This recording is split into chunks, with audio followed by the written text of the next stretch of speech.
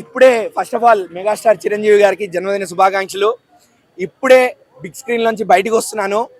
చిరంజీవి గారి, అనిల్ రావిపూడి గారి డైరెక్షన్లో వస్తున్న రాబోయే సినిమా తాలూకా గ్లిమ్స్, మెగా గ్లిమ్స్ వదిలేరు. నాకైతే నిజంగా పండగ 5 నెలల ముందు వచ్చేసినట్టే ఉంది. ఎందుకు అంటే ఇది చిరంజీవి గారి పుట్టినరోజు కాదు, ఆయన గ్లిమ్స్ చూసి ఒక పాత చిరంజీవిని చూసి మాకు ఆనందం కట్టలు దించుకుంటుంది.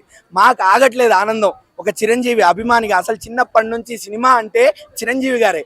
ఆయన లేకుండా సినిమా టాపిక్ అనేది మాట్లాడడం. అలాంటిది చిరంజీవి గారిని ఎలా చూడాలనుకున్నామో ఆయన కంబ్యాక్ ఇచ్చినప్పటి నుంచి సినిమాల్లో అలా అనిల్ రావిపూడి గారు చూపించడం జరిగింది. మీరు చూస్తారు, మీరు గ్లిమ్స్ యూట్యూబ్లో ఇప్పుడు ఆల్రెడీ వచ్చేసి ఉంటుంది, మీరు చూడండి. నేను చెప్పేది నిజమో కాదో మీకే తెలుస్తుంది. ఆయన గుర్రం పట్టుకొని పక్కన నడుచుకుంటూ వస్తుంటే మీకు కొండవీటి దొంగ గుర్తు రాకపోతే నన్ను అడగండి. అలా ఉంది సినిమా, అలా ఉంది గ్లిమ్స్. అయితే మాత్రం ఒక కొండవీటి దొంగ, ఒక ఘరానా మొగుడు, ఒక రౌడీ అల్లుడు. అలానే ఫస్ట్ టైం ఇన్ని సంవత్సరాలకి చిరంజీవి గారు సూటు బూటు వేసుకొని అల్ట్రా స్టైలిష్గా, అల్ట్రా పాష్గా కనిపిస్తున్నారు.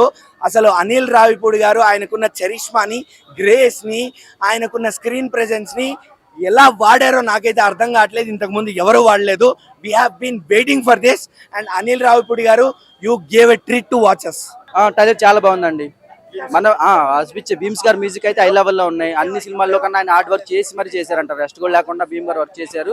దానికి తగ్గట్టు కూడా ఈయన 24 మన అనిల్ రావిపూడి గారు ఎప్పుడు ఫోన్ చేస్తే అప్పుడు ఆయన ఉన్నారంట స్పాట్ లో. మెగాస్టార్ చిరంజీవి గారు చాలా రోజుల తర్వాత 3 గంటలకి 4 గంటలకు లేచి వచ్చి మరి షూట్ చేశారు ఈ సినిమాకి. మన వీరశంకర్ టైటిల్ కూడా చాలా బాగుంది.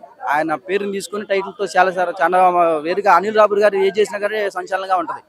ఆయన ఒకటి అడిగేస్తారంటే ప్లానింగ్, ఒక టైటిల్ పెట్టే దగ్గర నుంచి సినిమా స్టార్ట్ రిలీజ్ అయ్యేంత వరకు ఆయన ఏదో ఒకటి చేస్తూనే ఉంటారు. అలాంటితో ఉంటే ఇవాళ అలా ఉంటేనే మూవీకి ముందుకెళ్తా ఉంటారు. Promotions main.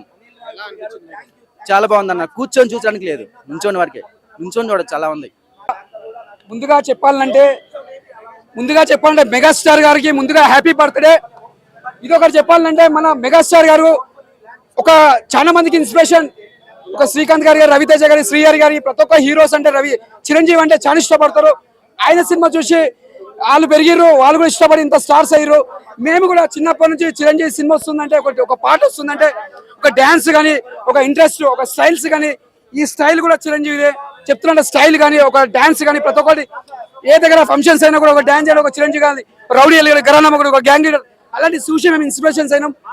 ఇప్పుడు త్రీజర్ నేను చెప్తున్నా మెగాస్టార్ గారికి మళ్ళీ ఒక రౌడీ అల్లుడు, ఒక ఘరానా మొగుడు, ఒక శంకర్ దాదా ఎంబీబీఎస్ అలాంటి టీజర్ కనిపిస్తుంది.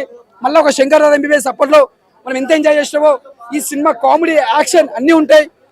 మెగాస్టార్ గారు అంటే పెట్టి పుట్టాలే. ఆ స్థానం నంబర్ 1 అంటే మెగాస్టారే. సేవా కార్యక్రమం కానీ, మంచి చెడ్డలు కానీ, ప్రతి ఒక్కరు చూడడం కానీ, ఆపదలో పోవడం కానీ అన్ని చేయాలంటే మెగాస్టార్ గారే. అలాంటి మెగాస్టార్ తర్వాత అంటే మనకు పవర్ స్టార్ పవన్ కళ్యాణ్ గారు. ఎందుకంటే అన్న పేరు నిలబెట్టింటే పవన్ కళ్యాణ్ గారు.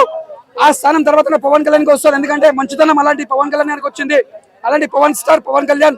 ఇదే చెప్తున్నా, పవర్ స్టార్ మీరు ఎక్కడున్నా కూడా మీ తరఫున నేను చెప్తున్నా అన్నకి మెగాస్టార్ హ్యాపీ బర్త్డే అని. ఈ టీజర్ మాత్రం అందరూ కొట్టేసిరో.